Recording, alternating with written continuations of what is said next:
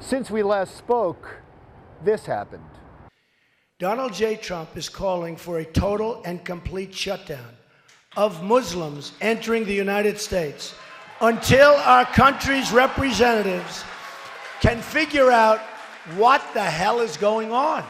Since that moment, Donald Trump is right where he likes to be, at the center of attention, even if the attention is negative. He's been criticized for those comments by just about everyone: Republicans, Democrats, the White House, the media, foreign leaders, small children. Everyone has taken some whacks at the Trump piñata ever since his no Muslims allowed policy. And I get this. I've taken a few whacks myself. If you've watched these commentaries, you know I'm not exactly a Trump supporter. But some of the attacks on Trump have been way overboard and just as bad, if not worse, than anything he has said, especially those who compare Trump to this guy. Sein zu wissen, dass diese Zukunft restlos uns gehört. Several talking heads on cable news have made the Hitler comparison, as has Whoopi Goldberg on The View, and Michael Nutter, the mayor of Philadelphia. And speaking of Philly, the Philadelphia Daily News made the Hitler comparison right on their front page. Now, you might find Trump's comments repulsive, even ignorant, but the comparisons are also ignorant. At the very least, historically ignorant. A columnist for the News Journal in Delaware disagrees with me. He wrote that the Trump comparison to Hitler is not hyperbole, but justified, proving that he is not just historically ignorant, but doesn't know the meaning of the word hyperbole. Let me help him out.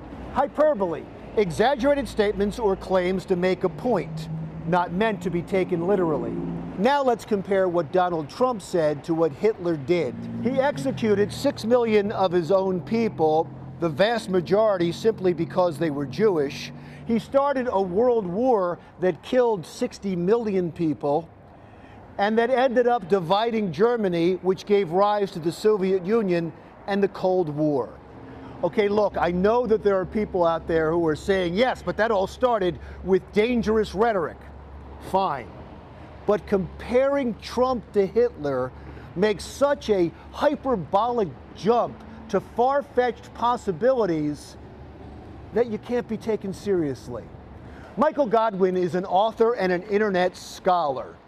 He was fascinated when studying online discussions that he came up with an internet physics law which states, as an online discussion continues, the probability of a Hitler or Nazi reference approaches 1. It was his hope that by calling out the ridiculous analogy, it might raise the level of discourse in America. It obviously didn't work. The comparison is too cheap, too easy, too ugly to be taken seriously. And here's the real problem. It's used so often, it doesn't slander the intended target, it softens Hitler's image. When his name is evoked in careless glibness, it reduces some of the most evil atrocities the world has ever known to a bumper sticker. And that is not only semantically reckless, it's an insult to world history and to Hitler's victims. I'm Larry Mendte. See you again next week.